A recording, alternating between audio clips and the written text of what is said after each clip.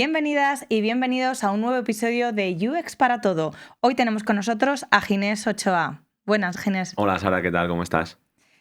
Ginés cuenta con una trayectoria muy poco común, porque ha estado dentro de las grandes estructuras, pero también en la trinchera del emprendimiento. Lleva más de 12 años trabajando en marketing digital, con 5 años en agencias de medios, liderando equipos hasta 25 personas para grandes clientes y proyectos de alto impacto. Durante 3 años formó parte del mundo del streaming en Sony Music, gestionando estrategias de paid media en un entorno donde los datos, la presión y la toma de decisiones rápidas lo cambian todo. En los últimos años ha dado un paso más y ha apostado fuerte por emprender. Es cofundador de una agencia de representación de fútbol femenino, trabaja en ICO Content Factory, explorando la creación de contenidos y optimización de procesos con inteligencia artificial, y colabora como advisor con diversos clientes y agencias, entre ellas algunas de influencer marketing. Más allá de los cargos, Ginés es alguien que pone el foco en las personas, en cómo se toman las decisiones, cómo se lideran los equipos y cómo se construyen proyectos que funcionan de verdad, no solo sobre el papel. Hoy vamos a hablar contigo, Ginés, de experiencia de usuario, de marketing y redes sociales desde dentro, de emprendimiento, de errores y aprendizajes y de cómo la IA está cambiando las reglas del juego. Tenía ganas de esta conversación porque detrás de esto, de toda tu experiencia, hay innumerables proyectos de éxito y siento mucha curiosidad cómo se gestan cada uno de ellos. Bueno, lo primero es darte las gracias después de leer todo tu extracto y muchas gracias por estar aquí y compartir tu experiencia. Me gustaría, una breve pausa, me gustaría empezar entendiendo quién eres y cómo has ido dibujando tu experiencia. Bueno, pues lo primero, gracias a ti por invitarme. La verdad es que también tenía muchas ganas de estar aquí contigo. Y bueno, todo lo que has leído de mí y mi trayectoria es tal cual, fundamental, no lo podría haber hecho mejor. Y si tengo que definirme un poco, pues creo que soy un currante nato, inquieto por naturaleza, y que creo que con el paso de los años te das cuenta que necesitas aprender, necesitas formarte, necesitas dar pasitos, y que el conformismo no te ayuda ni en la vida ni en la trayectoria laboral. Entonces, bueno, podemos decir que si me tengo que definir es un currante con un alma muy, muy inquieta, que es lo que me lleva pues, en esta última etapa al emprendimiento. Sería lo que viene siendo una buena actitud, ¿no? Al final, frente a... Bueno, una actitud, cada persona es diferente. Estoy seguro que Ginés de recién salido de la universidad es totalmente diferente al de hoy.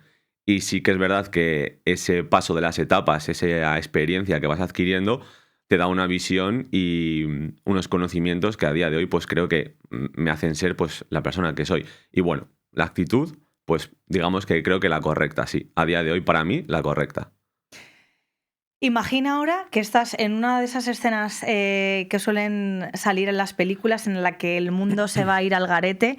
Estás entre los elegidos y alguien se acerca a ti y te dice, oye, ¿y tú qué superpoder tienes? ¿Qué le dirías? Bueno, pues si estamos en un escenario caótico de se va a acabar el mundo, pues podría decir de un poco ordenar el caos, ¿vale? Un poco el superpoder. Ordenar el caos y saber conocer a las personas. Creo que sería así un poco mi superpoder. Saber qué necesita cada persona, cada compañero, cada jefe, cada empleado que tengo a mi alrededor. Creo que soy capaz de ponerme en su piel y creo que eso siempre me ha ayudado a entender las necesidades de cada persona. La experiencia de usuario intrínseca en ti. Obvio. Sí, total. Y cuando miras tu trayectoria con esa perspectiva, ¿qué hilo conductor diría que las une a todas? Pues te podría decir que la presión, siempre enfocada en diferentes entornos y contextos, pero presión por resultados, presión por clientes, presión por objetivos, presión por hitos deportivos, pero siempre la presión. Me mola el mambo. Te mola. Sí. Has pasado por agencias internacionales, marcas top, startup, emprendimiento. ¿Qué es lo que te engancha de cada una de ellas? Aparte de esa presión, ¿no? ¿Qué dices? Sí, a ver, creo que ha sido la vida la que me ha puesto las oportunidades, porque no dejan de ser oportunidades que cualquiera quisiera tener. Una multinacional te enseña que tienes que ser rápido en el día a día, que tienes que saber trabajar con presión, que no hay tiempo para lamentos y que tienes que aprender muy rápido. Una marca cliente multinacional, pues lleva otro ritmo, conocer la filosofía de la empresa, estrategias y proyectos a largo plazo, diferente al mundo de la agencia. Y las startups y el emprendimiento, pues digamos que te enseña, te demuestra quién eres en el día a día. Porque estás tú solo, sobre todo en las primeras fases, ante el peligro, y ahí tienes que demostrar quién eres y de lo que estás hecho. Nos encontramos en este mundo actual, ¿no? En el que las reglas del juego están cambiando, ¿no? Esas soft skills que a lo mejor antes no se valoraban tanto, ahora se están empezando a valorar y sobre todo la perspectiva hacia el futuro, ¿no? Se van a valorar mucho esas soft skills o habilidades blandas. ¿Qué crees que es lo que más valoran de ti las personas que trabajan contigo? Pues seguramente, no sé llamarlo mano izquierda, empatía, lo que decía antes, la capacidad de ponerme en el sitio, en el lugar de empleado, compañero, jefe. Puedes tener relaciones laborales y profesionales en diferentes escalones, pero no te tienes que olvidar de que al otro lado siempre hay una persona que puede tener mejores días, peores días, puede tener problemas laborales, problemas en casa, y tienes que tener una visión un poco total y cercana de qué es lo que necesita esa persona. Nunca ha sido el más técnico ni el mejor estratega, pero seguramente sí que he sido una persona muy empática y muy cercana a todas las personas que trabajan conmigo. Eso que dices es muy importante porque es ponerle, ¿no?, esa humanidad a la profesionalidad. Eso es. Yo creo que es importante también equilibrar estas dos patas o cualidades. O sí. cualidades. Vale, vamos a continuar hablando de marketing digital y, bueno, para quien no lo sepa, ¿nos puedes explicar un poco para qué sirve en las empresas, por ejemplo, en startup o en proyectos que lo contratan? Pues si lo tienes que dar una definición así un poco formal que me gusta a mí, bueno, pues el marketing digital es una herramienta que te ayuda a tomar decisiones basándote en datos, en tecnología, con el objetivo de mejorar los objetivos del propio negocio. Algo más informal, pues esto no va de likes, no va de postureo, que se dice mucho ahora, va mucho de atraer al usuario para conseguir esa atención y que con una serie de acciones den unos resultados para alcanzar los objetivos de las empresas o los negocios. Pero la gente piensa que es solo un like o un comentario, va mucho más allá de todo eso. En un episodio pasado de UX para Todo hablábamos del marketing B2B y la experiencia de usuario, y al final hablábamos en que el marketing y la experiencia de usuario, si no están alineados, el usuario lo nota, ¿no? Esa fricción de la que decías, no es solo un like, sino que te engancha desde el principio. Los usuarios sienten desconfianza, sienten abandono, pero al final, si trabajan juntos, ese marketing, esa experiencia de usuario no solo vende, sino que está aportando ese valor a la empresa, guía a las personas y construye relaciones más honestas y más duraderas. En total, o en conclusión general, la experiencia de usuario empieza mucho antes de que alguien toque un producto, ¿no? De ese like. Antes del primer clic, efectivamente, ya hay un contacto, sí. Y continúa mucho después. Aquí es donde el marketing digital es parte clave de esa experiencia de usuario, siendo el primer contacto y la promesa al mismo. Tú hablas mucho de escuchar, ¿no? Lo que estabas diciendo antes con tu equipo, con los jefes, con las personas que están entre medias, incluso con el usuario final. De escuchar, de analizar, de entender y priorizar. Pero ¿cómo se traduce eso en el día a día cuando hay presión por los resultados? Porque al final esa presión muchas veces nos hace dejar de lado a otras cualidades. Pues, a ver, el día a día es bastante complicado. Aquí pintado y hablado es como muy bonito. A veces priorizar es simplemente dejar cosas que sabes que no van a funcionar. Igual no tienes la respuesta, no vas a tener la información total que necesitas para poder tomar las decisiones adecuadas, pero muchas veces es dar el primer paso. Y el primer paso es, oye, sé que esto no va a funcionar, sé que por aquí no hay que ir, voy a ir por el otro lado. No es muchas veces apuesto por esto, es empiezo a descartar cosas que sé que no van a funcionar. Porque normalmente en un entorno de presión, de inmediatez, de agilidad, no vas a tener toda la información posible para tomar una decisión consensuada y acertada de primeras. ¿Y cómo convences eso a la gente de arriba o a tus propios clientes? Bueno, es difícil a veces convencer a los de arriba porque los de arriba suelen tener el objetivo claro y quieren ver resultados. Es un trabajo un poco de evangelización, de decir, oye, estábamos aquí, tú quieres llegar aquí, pero hay un camino, un recorrido, unas cosas que tenemos que pasar por ellas, unas etapas. Entonces, bueno, suele ser un poco la parte más complicada, intentar convencer a los de arriba o a la persona que toma las decisiones finales de cuál es el camino correcto y de no querer correr sobre todo. Y cuando dices de liderar a esos clientes, ¿qué fricciones humanas aparecen más a menudo? Bueno, pues el tema de egos es complicado, cuando hay alguien que quiere controlar absolutamente todo y es imposible, hay que saber delegar. Cuando hay problemas de comunicación, que suele ser bastante importante. Entonces, yo te podría decir que creo que egos, el control absoluto y problemas de comunicación así son los más importantes. ¿Qué errores ves repetirse en proyectos cuando no hay una estrategia definida? ¿Tienes algún Pues ejemplo sin poner nombre? Normalmente me suelo encontrar, ya después de 12 años, ser un poco una veleta. Una semana ir hacia un sitio, otra semana ir hacia otro. Querer hacer todo desde el minuto cero, eso es un error porque pones muchos recursos, no sabes si va a funcionar y tener actividad no significa avanzar. A veces es mejor empezar por un mínimo producto viable para poder avanzar y luego escalar. Entonces, esos suelen ser un poco los patrones. Gente que a lo mejor no tiene el expertise suficiente para la toma de decisiones, no para la ejecución, que es más fácil, sino para la toma de decisiones, pero sobre todo eso, intentar querer tener mucha actividad y no centrarse en el avance, que es, yo diría, lo primordial. Vale, y pensando en como en aquellos proyectos que tienen como ese caos, ¿no? Del que tú hablabas al principio, que llegas a poner orden, ¿cómo se ve reflejado en ese? Imagínate que llega un cliente en el que, ¿cómo detectas que pueden surgir ese tipo de cosas? Normalmente el caos en ese tipo de clientes se ve en el primer contacto, ¿vale? Ves falta de procesos, gente con roles asumiendo demasiadas funciones.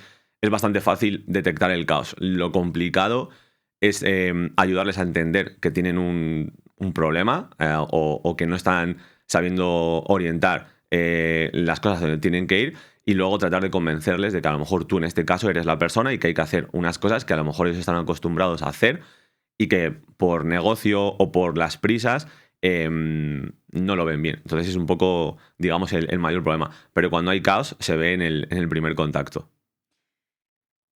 Y en ese punto en el que tú detectas ese caos y surgen esos problemas, ¿no? Que, pues esos egos. Claro, es verdad que en muchas ocasiones hay cosas, ¿no? Que, como tú dices, que sí que estamos detectando, ¿no? Vemos que existe esa falta de procesos o que hay personas que están absorbiendo más tareas o más funciones de lo que su rol puede asumir. Pero claro, cuando llega alguien de fuera, en este caso, ¿no? Vosotros, tú, y tienes que gestionar todo eso con el ego de esa persona, ¿cómo llegas a convencer? Porque, o sea, una cosa es verdad, la parte técnica o cómo se suele aplicar en la teoría, pero luego en la práctica, ¿cómo tratas eso? ¿Y cómo llegas a llegar a formalizar, ¿no? Ese contrato o esas acciones con el protocolo que vosotros habéis pactado previamente? A ver, normalmente esto va mucho en la confianza. O sea, si has llegado hasta ese punto, alguien dentro de esa organización o ese cliente ha tenido que poner la confianza en ti. Luego tienes que demostrarla pues, con tu conocimiento, con tu expertise, con las primeras acciones, que efectivamente esa confianza está bien fundada, ¿vale? Yo creo que es un poquito un tira y afloja. Está claro que a lo mejor no todo el mundo de primeras va a aceptar pues, tu planteamiento, tus estrategias o tu forma de trabajar, porque evidentemente para eso estás ahí, para ayudar en todo ese proceso. Pero yo creo que va un poco en la confianza, en ser cercano, en entender al cliente lo que quiere, en escuchar mucho, en saber sus necesidades, en ver cuáles son sus problemas y a partir de ahí también tener un poco capacidad de adaptación de, oye, yo trabajo así, mi experiencia me dice esto, pero en este momento este cliente necesita esto. Entonces, también ser un poco moldeable en tus formas, pero tratando siempre de inspirar confianza en lo que haces. Yo creo que esa parte es súper interesante y creo que debe ser las más complicadas, ¿no? Con las que os encontráis. Sí, es muy difícil. Hay clientes me he encontrado clientes de todo tipo, más accesibles, más moldeables, gente un poco más autoritaria que quiere controlarlo todo, que te escucha pero no te escucha. Hay momentos difíciles, pero para mí es muy importante que él sienta que tú, que has venido a ayudarle, le estás escuchando, que diga, mira, esta persona ha venido, me escucha, me entiende, que le propongas, que seguramente te va a tirar muchas cosas para atrás, pero que le propongas, que le inspires confianza y paso a paso, pues va a abrir un poco ese control y sobre todo los resultados acompañan y los objetivos se consiguen, pues te metes un poquito dentro de él y le ganas la confianza. Y desde fuera, cuando estamos hablando de poner mucho el usuario en el centro, desde dentro, ¿qué es lo más difícil? Porque, o sea, ya metidos en esa estrategia, ¿no? Metidos en ese trabajo diario, porque al final es verdad que hay que equilibrar, ¿no? Esa parte de lo que llevamos la parte de marketing. Con la experiencia de usuario y cuáles son los procesos de la experiencia de usuario, pero a veces es más complicado de lo que parece. A ver, es muy complicado porque normalmente tú eres una persona que vienes de fuera a ordenar, a trabajar con ellos, a intentar mejorar.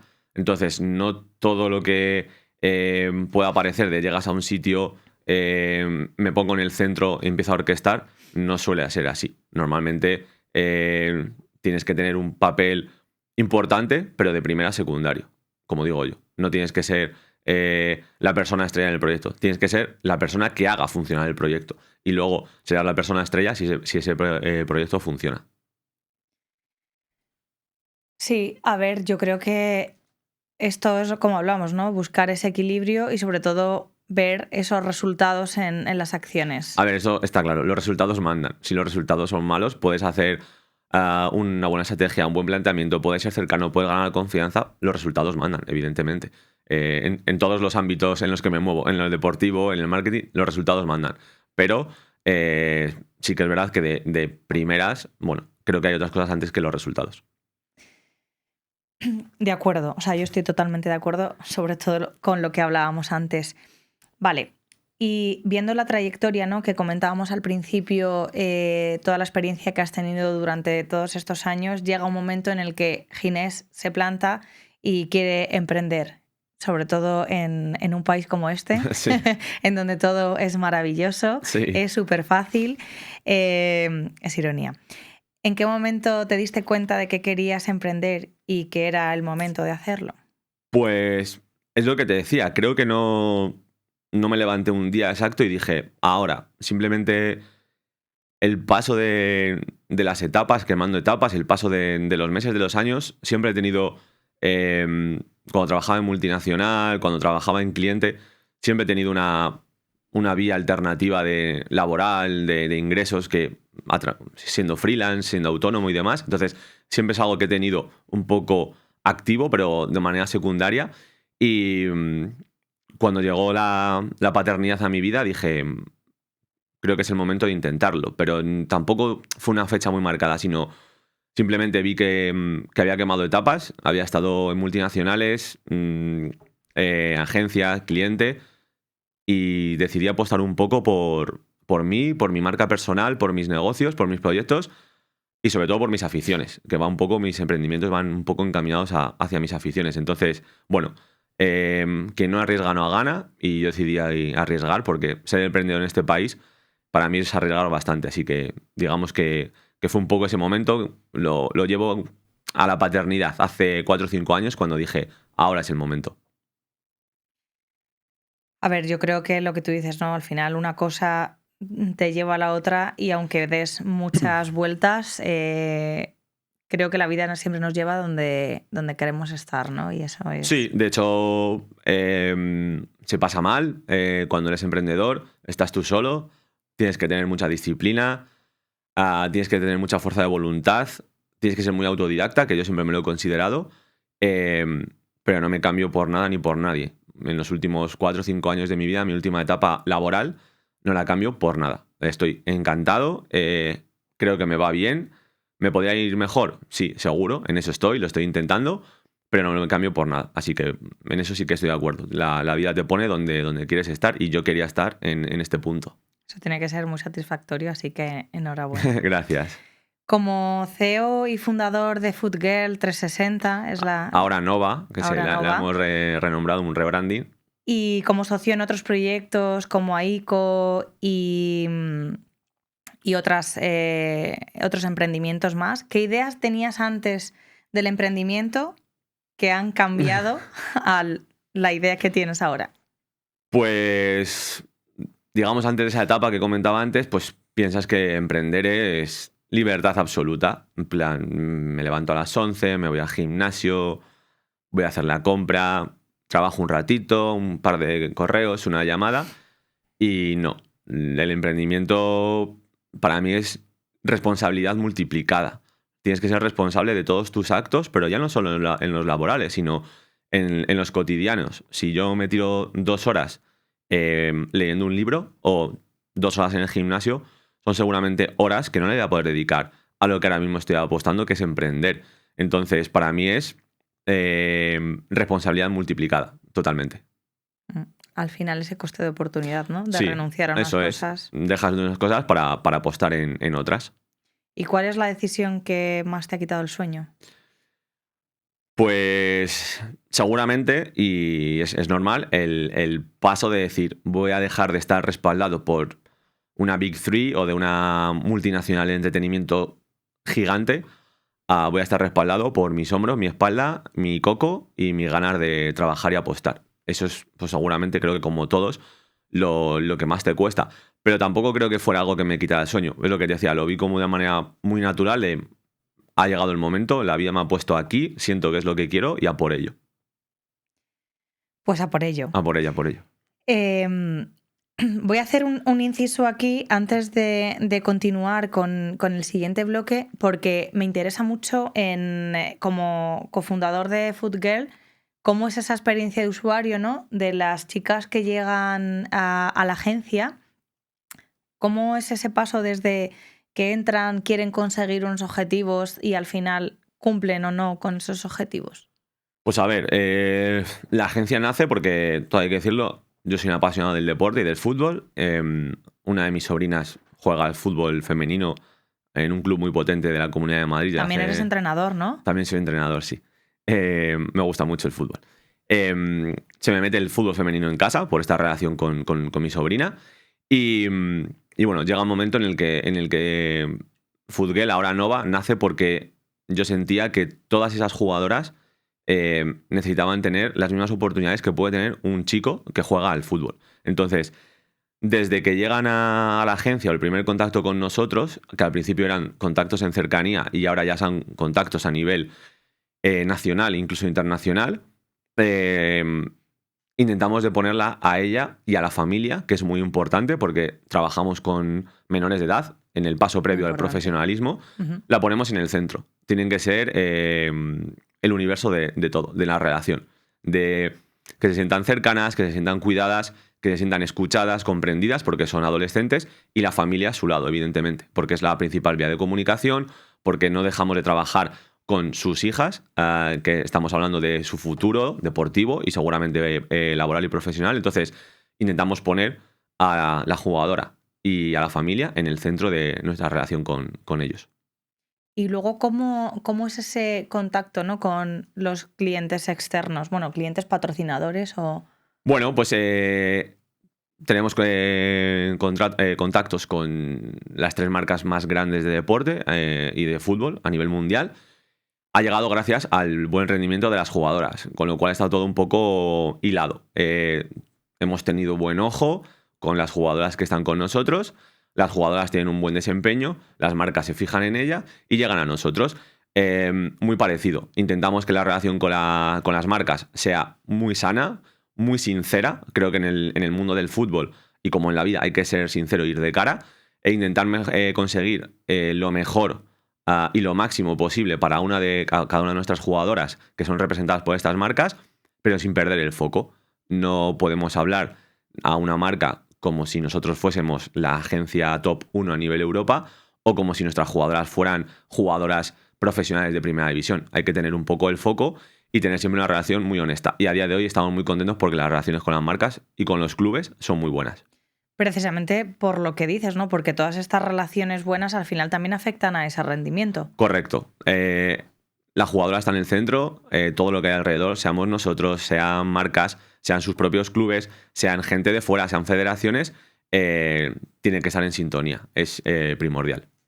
¿Y recuerdas algún proyecto o algún caso dentro de Nova o de cualquiera de tus otras empresas que te haya aportado, que te haya enseñado más? ¿Algún caso muy concreto de encontrarte con alguna fricción o con algo que te pueda haber dado esa lección? Lo que me ha enseñado la vida y desde que tengo la agencia en un sector que me apasiona, me ha enseñado algo que es muy claro.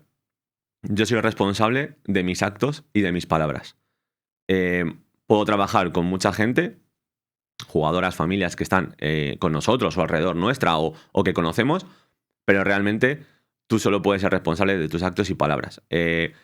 No todo el mundo, aunque esté firmado un contrato de por medio, pueda expresar opiniones por ti. Y eso nos causó una fricción, ¿vale? Porque yo puedo hablar como agente FIFA, puedo hablar como agencia, puedo hablar como entrenador de fútbol, puedo hablar como persona, pero nadie puede poner palabras que no salen de nosotros por mucho que haya un contrato firmado. Entonces, a veces las relaciones que tenemos con jugadoras, familias, otros agentes, federaciones, clubes, tienen que quedar muy claro todo el papel de cada uno y hasta dónde podemos llegar. Claro. Yo tengo mis funciones, puedo expresar mis opiniones, pero mis opiniones no son las que van a poder declarar una familia que esté trabajando con nosotros. Eso me enseñó que hay que ser muy cuidadoso, hay que tener todo medido y a nivel contractual tiene que estar todo firmado. Eso es un poco la gestión de expectativas, ¿no? Sí, gestión de expectativas, gestión de frustraciones, sobre todo de frustraciones. Pues no está saliendo las cosas como yo pensaba, papá o mamá con la jugadora, y ahí se produce un poco de frustración y hay que saber digerirla, tolerarla e intentar cambiarla en otro sentimiento positivo. Eso es muy importante. En experiencia de usuario también nos pasa mucho con los proyectos y con los clientes. Si no gestionas expectativas o frustraciones, luego, por muy bien que hayas realizado el proceso, Eso es. Si no se cumple, no hay un fallo, al final no llega a esa satisfacción de la que hablábamos antes. Total. Vale, hemos llegado casi ya a la mitad de la entrevista. Vamos a hacer un foco sobre el marketing y las redes sociales desde dentro. Vale. Al final, desde fuera, el marketing y las redes sociales parecen algo como lo que decíamos, ¿no? Ese clic, ese me gusta muy inmediato, muy fácil, con mucho éxito. Vemos a todos los influencers brillar y rebosar, ¿no? de ese éxito mundial o a nivel que sea, pero a veces ese brillo, muchas y en algunas ocasiones suele ser un espejismo. Detrás hay presión, hay decisiones difíciles, hay datos, hay objetivos, que bien tú sabes, y muchas renuncias que no se ven. De esto queremos hablar ahora para saber qué realmente está pasando o puede pasar desde dentro. Me comentabas que has ayudado a perfiles de influencer. Cuéntanos cómo funcionan estos perfiles, quiénes lo contratan y cómo los gestionas. Bueno, normalmente mi relación con el mundo del influencer marketing viene a través de agencias que les ayudo sobre todo con la gestión del paid media, de las campañas, de la publicidad y de las gestiones con las grandes marcas.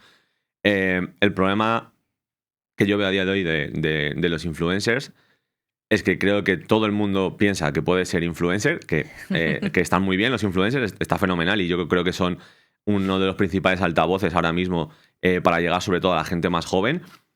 Pero no todo el mundo tiene la honestidad, lo que hablábamos, y ese ir de cara con un influencer para decirle, mira, esto no se puede hacer, esto no se puede decir, esto no se puede pedir, ¿vale? Y ahí sí que he visto que hay un poquito de querer dárselo todo, porque ahora mismo es un perfil muy demandado, se le da todo, se le accede a todo, y yo creo que hay un poquito de problema porque quizás están demasiado endiosados, por así decirlo. Mi trabajo con ellos es muy divertido. Les ayudo con sus campañas de publicidad, les ayudo a resolver cualquier inquietud, problema que tengan, a diseñar quizás estrategias para que lo que le ha pedido una marca pues, pueda ser todavía mejor. Entonces, bueno, me lo paso bien, me ha dado la oportunidad de conocer a gente famosa, muy famosa, y es algo que no me esperaba hacer, pero que me lo puso en el camino y que también lo disfruto mucho.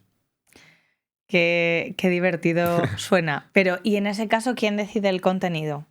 El contenido siempre content manager, estrategas, cliente, que suele ser el que manda. El influencer suelen tener ya bastante experiencia, incluso ellos, hay algunos muy, muy pro y muy colaborativos y dan recomendaciones. A mí me gusta estar aquí en este un poco más al margen porque quizás el contenido no es mi fuerte y no tengo tanto expertise, pero es verdad que de tanta experiencia en el mundo digital, de ver tanta campaña publicitaria y de ya tener tanta experiencia con ellos, pues oye, de vez en cuando, sobre todo cuando ellos te dejan un poco esa confianza y abren un poco su mundo, pues alguna recomendación sí que suelo dejar caer. Pero vamos, yo creo que entre marca, ellos y el estratega de agencias o clientes deciden el contenido. Aquí cuéntanos, ¿qué no se ve? ¿Qué no se ve? ¿Qué hay detrás de las redes sociales? Bueno, pues las redes sociales tienen cosas muy buenas, muy, muy, muy buenas, y tienen cosas menos buenas. Tienen unas partes negativas que todo el mundo sabe, y luego a nivel profesional, laboral, como profesional del marketing digital, pues tiene, no sé cómo calificarlo, demasiados ratos que la gente no imagina, ¿vale? Porque no es llegar y decir, tengo una idea, voy a montar una campaña con este influencer, la monto, la diseño y la lanzo. No. Hay mucho tiempo de pensar, de diseñar, de buscar perfiles, de hablar con marcas. Una vez que tienes la estrategia, tienes que ver cuáles son los activos, con qué marcas voy a ir, qué plataformas voy a lanzar. Voy a usar imágenes, voy a usar vídeos, hay un montón de cosas que eso no se ve. Es verdad que suele haber mucha gente involucrada y el trabajo cada vez es más rápido y súper bueno, pero hay mucho curro detrás que no se ve. Cuando estás en Instagram y te salta publicidad, la gente piensa que entra, lo hace así y se sube, y hay mucho curro detrás, mucho curro y muchas personas involucradas.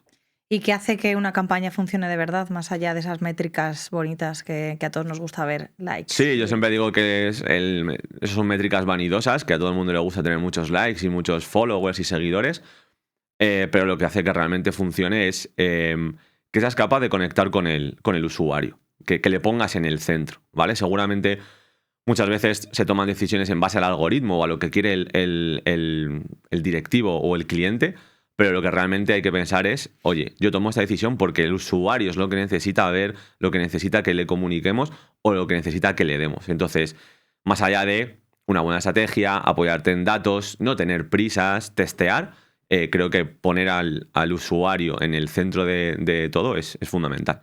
Claro, al final, escuchándote hablar, muchos de esos procesos que vosotros hacéis en marketing son muchos de los procesos que nosotros hacemos en experiencia de usuario. Total. Al final, el testar, el conocer, el preguntar, ¿no? El saber cuál es la necesidad de ese usuario. Eso es. Y en marketing, ¿cómo se equilibra esa creatividad, ese negocio, ¿no? Y ese usuario cuando hay objetivos agresivos? Pues yo creo que esa es la fórmula mágica. Si eres capaz de equilibrar usuario con creatividad, pues seguramente consigas objetivos. Si eres muy creativo, pero no pones al usuario en el centro, vas a hacer una campaña muy bonita, pero poco efectiva. Si pones una campaña donde solo te pienses en el usuario y descuides un poco tus objetivos como empresa, igual vas a llegar a mucha gente, pero no vas a conseguir las acciones que realmente necesitas. Entonces, digamos que en el equilibrio un poco entre creatividad, contenido, voy un poco más allá, datos, tecnología y poner al usuario, tenerle siempre en mente, ahí está un poco la clave del éxito. ¿Y cuánto es de importante que la empresa refleje en esas campañas su filosofía? Porque muchas veces es verdad que, ¿no?, por atrevernos a lo que tú dices, ¿no?, a lanzar una campaña que tenga gran impacto, que llegue a mucha gente, se deja de lado esa filosofía o esos valores. A ver, yo creo que las personas también nos guiamos un poco por los valores que percibimos de una empresa. Entonces, si tu filosofía es muy clara, tu contenido tiene que estar muy alineado con eso. Tus influencers que vas a seleccionar tienen que estar muy alineados con tu filosofía. Las campañas que vas a hacer tienen que estar muy alineados con todo eso. Si no tus campañas, lo que muestras a la gente, al mundo, no refleja tu filosofía, a mí me generaría desconfianza. Y desconfianza en usuario es perder al usuario. Claro, lo que comentábamos antes.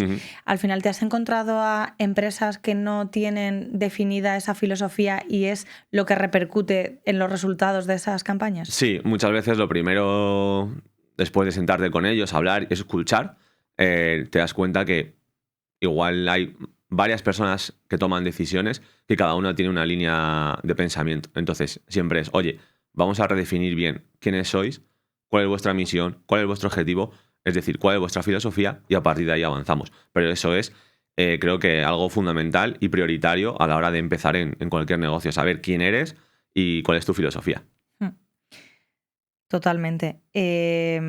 Porque al final yo creo que el impacto que tienen esos resultados de los que hablábamos es brutal. Y luego la gestión de esa frustración es donde impacta directamente, ¿no?, en vosotros, en esa campaña. Claro, o en los diseñadores muchas veces. Sí, o sea, a ver, todo esto está muy bien, lo que estamos hablando, y es como el escenario idílico, pero lo hemos dicho antes, si los resultados no funcionan, pues se cuestiona todo y ahí llegan frustraciones, llegan fricciones y llegan momentos incómodos. Luego hay gente que es capaz de darle la vuelta, a veces que es cuestión de tiempo, que es cuestión de pivotar un poco, y hay veces que es cuestión, pues que, oye, pues que también te puedes equivocar en una estrategia y no has dado en el clavo. También de fracasos y errores, pues se aprende y yo eso lo tengo siempre muy presente.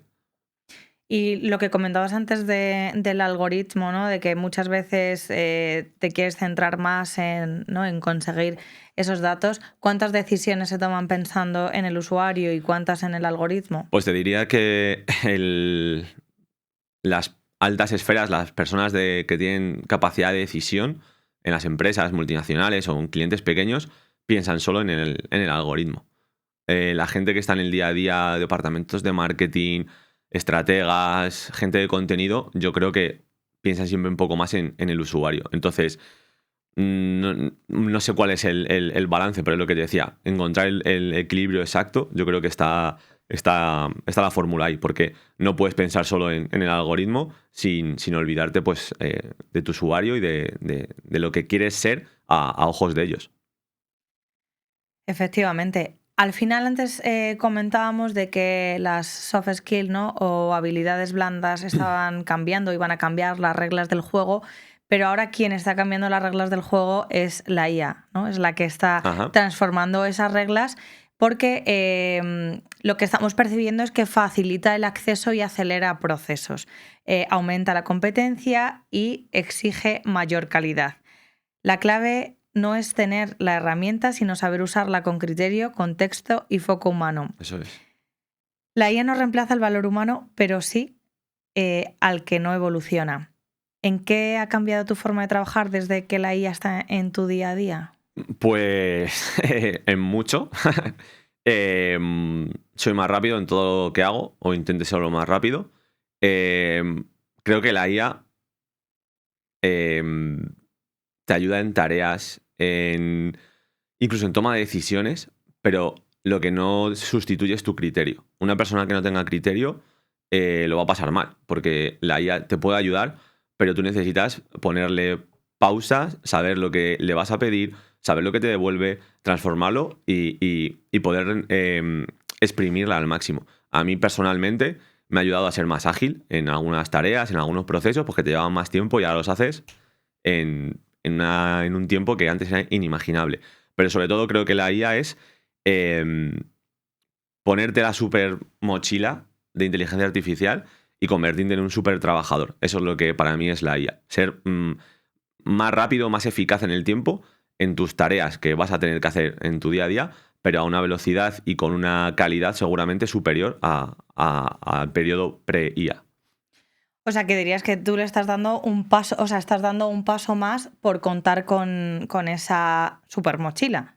Bueno, no sé si estoy dando un paso más, lo que sí estoy dando es que mis pasos sean más rápidos y más eficaces. Tampoco es que quiera correr más, pero sí me posibilita ser más ágil y igualar o superar la calidad de mi trabajo o tarea o proceso o lo que tenga entre manos, pues bienvenido sea. Pero, insisto, te pones la mochila, pero hay que saber liderarla. Por eso lo que decía lo del criterio. A eso iba. Porque, por ejemplo, o sea, lo que estamos viendo y la tendencia que hay ahora en el mercado es que la IA está sustituyendo a distintos perfiles en diferentes sectores. Imagínate en el mundo del desarrollo, ¿no? Ujú.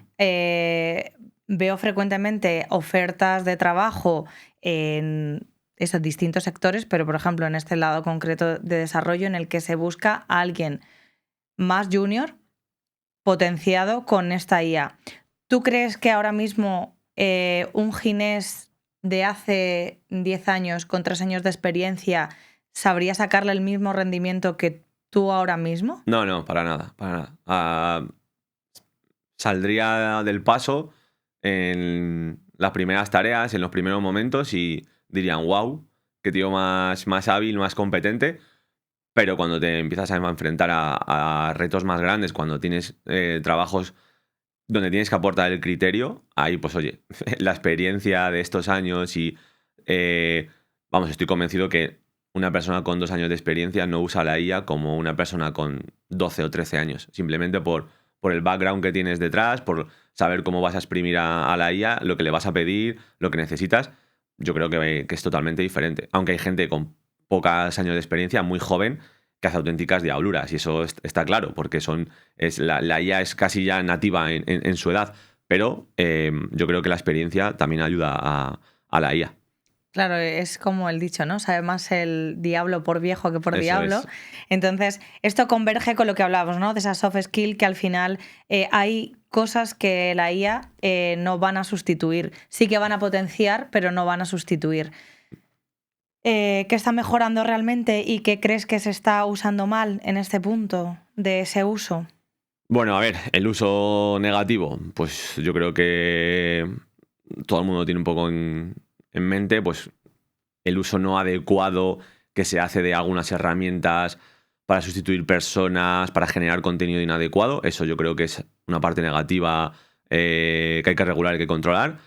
Cosas buenas, pues lo que te decía, creo que te conviertes en un súper trabajador, capaz de analizar, capaz de eficientar tu tiempo, que al fin y al cabo eficientar tu tiempo significa que puedes asumir más trabajo y más tareas. Entonces, bueno, yo creo que en eso se está haciendo muy bien, se está potenciando, creo, a todos los niveles, que la IA esté dentro de organizaciones, de universidades, de multinacionales, de cualquier trabajo o empleo, pero hay que saber usarla. ¿Tú con tu equipo, por ejemplo, te encuentras que se está dejando, porque, o sea, llevándomelo al mundo del diseño, ¿no? Muchas veces se deja como de pensar por uno mismo, Sí, como de totalmente, crear. Se totalmente. está delegando esas tareas. Sí. Por eso decía lo del criterio y la experiencia, de que a lo mejor una persona con 2 o 3 años de experiencia no va a pensar igual que con 12 o 13, porque te acostumbras a tener una respuesta rápida o una tarea hecha rápida, seguramente sin haberla pensado o analizado. No sabes muchas veces si esa respuesta o esa tarea que te ha dado la IA ya resuelta es realmente una respuesta con criterio, que es realmente lo que te han pedido y es realmente lo que tú crees que es una respuesta correcta o una tarea correcta. Entonces, hay que poner un poquito de criterio. Para seleccionar a esas personas de tu equipo que te acompañan, porque yo sé que en algunas de las empresas que tienes sí que tenéis un equipo bastante amplio, ¿qué dirías que valoras, ¿no? A la hora de poder entrevistar a esas personas? ¿Que ejecuten lo que se les pide en el momento que se les pide con la rapidez o que piensen por sí mismos y puedan gestionar esa estrategia y esa ejecución con un criterio propio? Yo intento, durante toda mi experiencia, he estado involucrado en procesos de selección para mis equipos o departamentos. Lo primero, que sean buenas personas. Es algo fundamental, que sienta el feeling con esa persona, que creo que encaja con mis valores o con mi visión. Eso es lo primero. Y lo segundo, me gusta rodearme de gente que sea mejor que yo. Lo decía al principio, no soy ni el más técnico ni el mejor estratega, seguramente no sea el mejor agente FIFA o el mejor entrenador de fútbol, pero me gusta rodearme de gente que sea, o al menos intente ser mejor que yo. porque eso me va a hacer mejor a mí. Gente que me rete, que me diga, oye, pues esto está muy bien, pero ¿por qué no probamos esto? Esto está muy bien, ¿por qué no tiramos por aquí? No quiero un robot que diga, hazme esto, esto, esto, esto y esto, porque para eso ya está la IA. Efectivamente. Al final es importante, ¿no?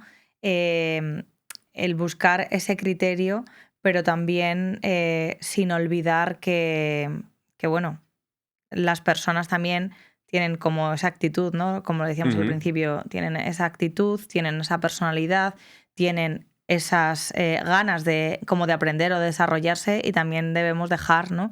que puedan, total. que puedan crecer en ese punto.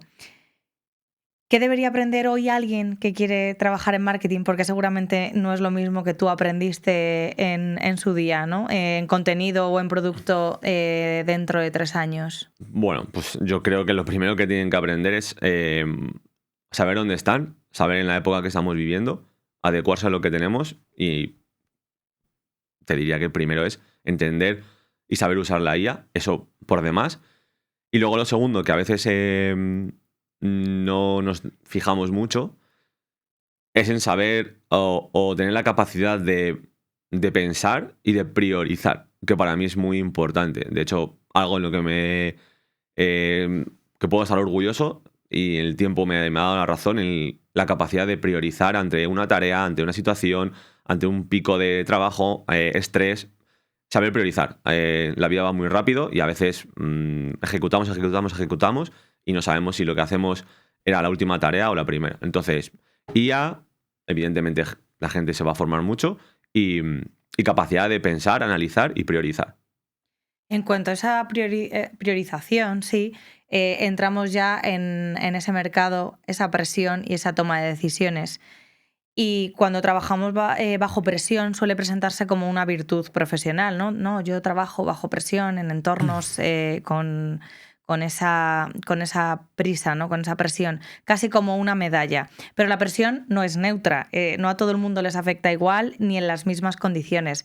Hay personas que parecen rendir mejor en contextos exigentes y a veces rasgos como una alta capacidad, una tolerancia al estrés o incluso perfiles neurodivergentes como el TDAH, donde la urgencia activa el rendimiento, pero por esa sensación, ¿no? de dopamina, Ujú, hace que pensemos, ¿no? que todo el mundo o que esas personas incluso también pueden trabajar así, pero eso no significa que la presión sea positiva en sí misma ni sostenible para todos.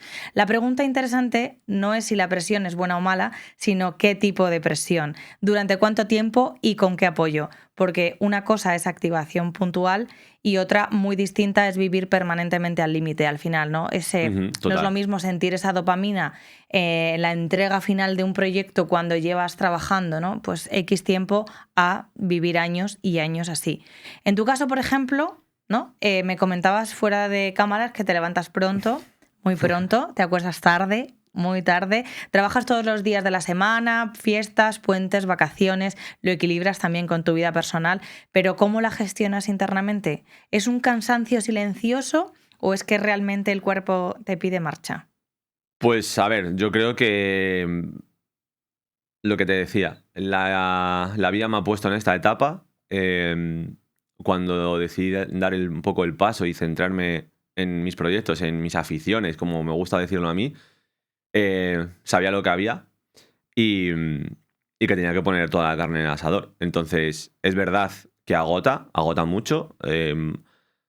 Hay días que puedo trabajar los 7 días de la semana, pero es verdad que si necesito 2 horas para ir a comer con un amigo, ir a recoger a mi hija, pasar un tiempo con mi familia, con mi pareja, irme a jugar al pádel, lo puedo hacer. Digamos un poco que ese era un poco el objetivo, el primer objetivo que me marqué en mi vida, que era ser un poco dueño de mi tiempo, poder priorizar las cosas que necesito, cuándo y cómo las necesito, pero evidentemente que agota mucho, agota mucho. Pero es verdad que ahora estoy en una etapa en que creo que necesito ese agotamiento para llegar a donde quiero llegar y para seguir activo como estoy. Seguramente dentro de 5 años, si me vuelves a invitar, te diré pues que estoy en otro momento de mi vida más relajado, pero ahora me toca apretar y trabajar duro.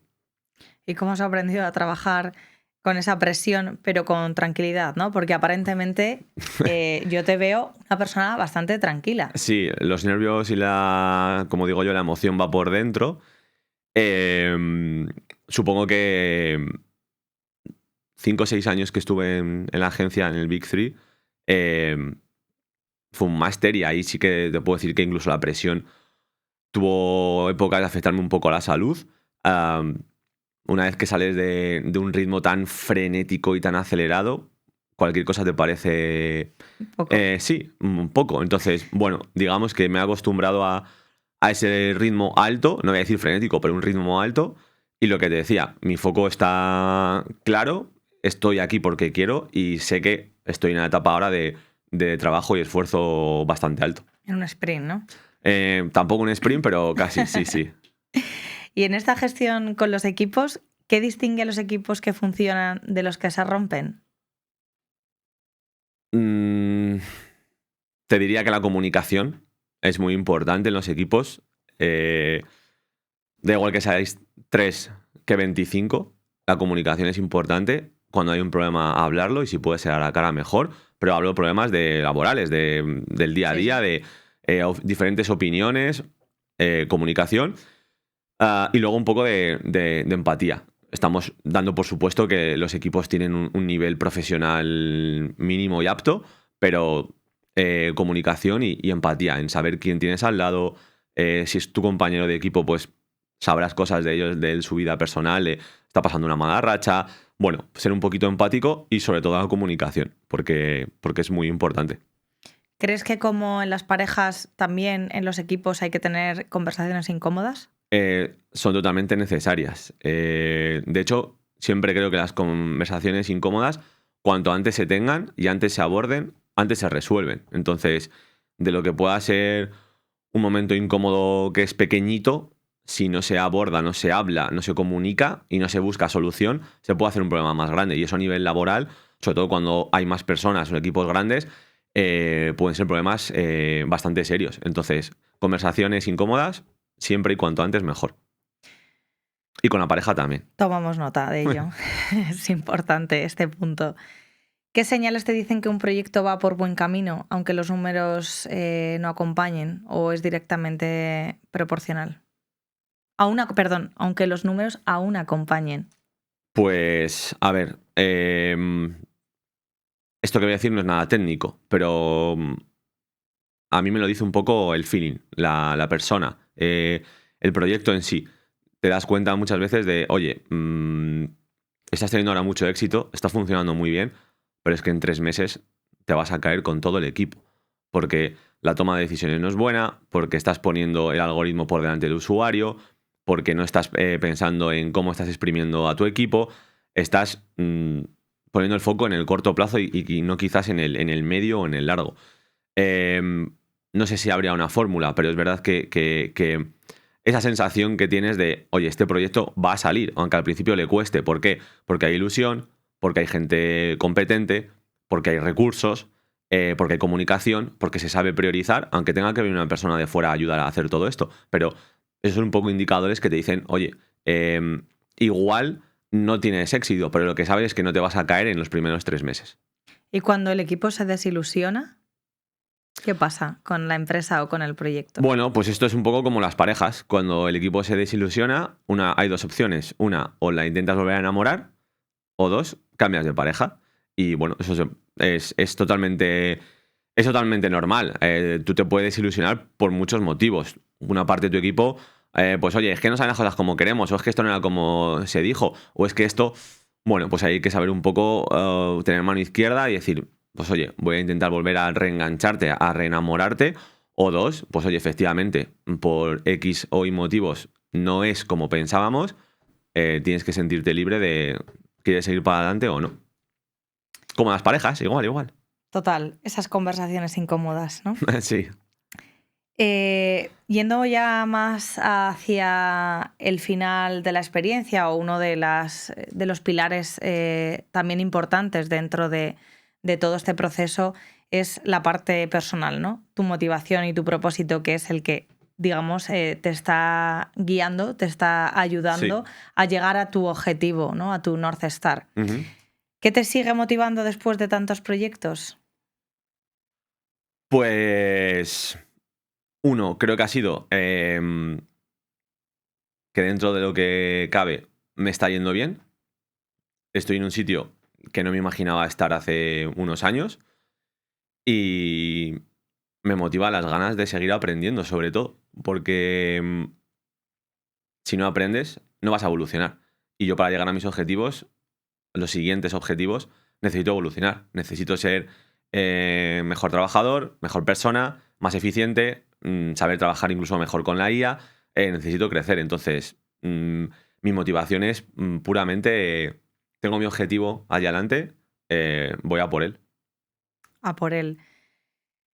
Pero, ¿qué pasa cuando en este punto, ¿no? Como les ha pasado a muchos emprendedores, también yo creo que los fallos están dentro, ¿no? O Sí. sea, el éxito y el fracaso no determina el éxito final, ¿no? Aquel éxito Ujú. hacia ese objetivo o hacia esa North Star. Pero, ¿qué pasa si hay fracasos? ¿Te rindes o te levantas y sigues luchando? Pues la verdad es que te diría, en el caso de que fuese hace 10 años, una persona con 2 3 años de experiencia que tienes una super idea, emprendes, te ilusionas, pones esfuerzo, recursos, lo da todo y fracasas, pues seguramente en ese momento de mi vida hubiese dicho: "Pf, esto no es para mí".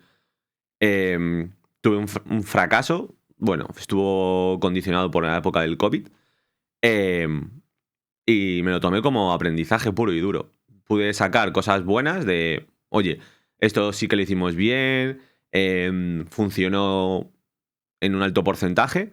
Pues oye, para los próximos, si vendrán próximos emprendimientos o proyectos, pues ya sé que lo puedo repetir o sé cómo lo tendría que hacer. Y en ese momento, cuando fracasé, no lo tenía pensado dar siguientes pasos y mira, cuando han llegado, a día de hoy puedo decir que de momento, pues van por buen camino. No voy a decir que son exitosos, pero van por muy buen camino. Añadimos resiliencia, ¿no? A la Sí, claro, lista. obvio, totalmente. ¿Y qué consejo darías a alguien que se siente al final que quiere más, que necesita más, pero aún no sabe hacia dónde moverse? Pues que se tome su tiempo para pensar, para saber lo que quiere, que no tenga prisas, porque las prisas suelen ser malas, em, que se forme todo lo que pueda. Es algo que yo estudié una carrera, Administración y Dirección de Empresas, como cualquier persona, y después de mi primera experiencia laboral dije, tengo que formarme más. Estudié un máster y a partir de ahí, pues sí que te das cuenta que la formación es importante. Lo decía, me considero muy autodidacta, con lo cual creo que alguien tiene que seguir formándose, tiene que tener esa inquietud, pero que no tenga prisa. No tenga prisa por saber por dónde tiene que ir su camino. Llegará un día que dirá, es por ahí, y eso sí, cuando se ponga en el camino, pues que ponga todos los recursos y todas sus energías e ilusión en ese camino. Y ya para terminar, hablando, ¿no? de esas cualidades, ¿no? Esas inquietudes y sobre todo trabajando dentro de una agencia con influencer, ¿qué le dirías a aquellos jóvenes que su aspiración en la vida es ser influencer? Em, que ser influencer es como ser futbolista. Hay uno de miles, millones, es muy difícil. Que si quieren ser influencer, que sean el influencer de su casa, de su familia, pero que no se olviden de la parte profesional, que se formen, que sean buenas personas y que si te llega porque eres una persona iluminada, porque las redes sociales se te dan bien, porque tu contenido es bueno y se te da la oportunidad, aprovéchala y disfrútala. Pero yo creo que el objetivo de alguien que tiene en mente solo ser influencer, eh, yo le daría otro consejo y ese estudia, fórmate y si te llega esa oportunidad, pues adelante, pero que no pierdan la referencia y que sepan que es como un futbolista, uno de miles o millones que pueda haber en España. Buen consejo. Yo creo que al final es verdad que estamos entrando en un mundo muy competitivo, sobre todo a nivel profesional. Cada vez hay gente muy formada, con mucha potencia, ¿no? Ujú. Por toda esa experiencia, por toda esa formación impulsada también con la IA. Y en un mundo de tiburones, ser un pececillo te resta posibilidades, así que yo creo que es un buen consejo. Ya estamos llegando, no, ya hemos llegado al final de la entrevista y quiero darte las gracias. No sé si hay alguna cosa que nos quieras contar o alguna anécdota que nos quieras compartir, pero bueno, yo desde aquí te doy mis más sinceras enhorabuenas por todo lo que has conseguido hasta ahora y por haber llegado hacia uno de tus objetivos, ¿no? Hoy Ujú. en día. Nada, gracias a ti por haberme llamado y por haberme invitado. Me ha hecho mucha ilusión. Y nada, solo puedo decir que no me considero una persona exitosa. Lo decía al principio, sí que me considero una persona muy currante, con mucha inquietud. Y, y ahora mismo, pues lo que te decía, estoy en una etapa de conseguir mis objetivos, de ir a por los siguientes. Y, y nada, que espero que dentro de unos años me llames y volvamos a hablar y sigamos Ojalá, compartiendo ojalá, momentos. ojalá nuestros proyectos sigan volando Seguro que sí. alto y nos volvamos a encontrar aquí en ese punto. Solo por cerrar, sí que es cierto que yo había escuchado antes y me pareció muy, muy buena reflexión que éxito no es igual a fama y en este caso éxito lo tienes. No es que seas famoso, pero ya tienes ese éxito, así En que eso estoy muy de acuerdo. Éxito no es igual a fama. Para mí el éxito en mi vida es poder dedicarme a lo que quiero, que va muy orientado a mis aficiones, poder ser dueño de mi tiempo, aunque ahora estoy en una etapa de mucho trabajo, pero para mí ahora mismo es el mayor éxito de mi vida. muchas gracias, Ginés, Muchas gracias a ti, por Sara. todas tus reflexiones y Un confesiones. placer. Y muchas gracias a vosotros por haber escuchado este episodio. Nos vemos en el siguiente. Espero que os haya ayudado al menos para reflexionar en la experiencia de usuario. Hasta la próxima.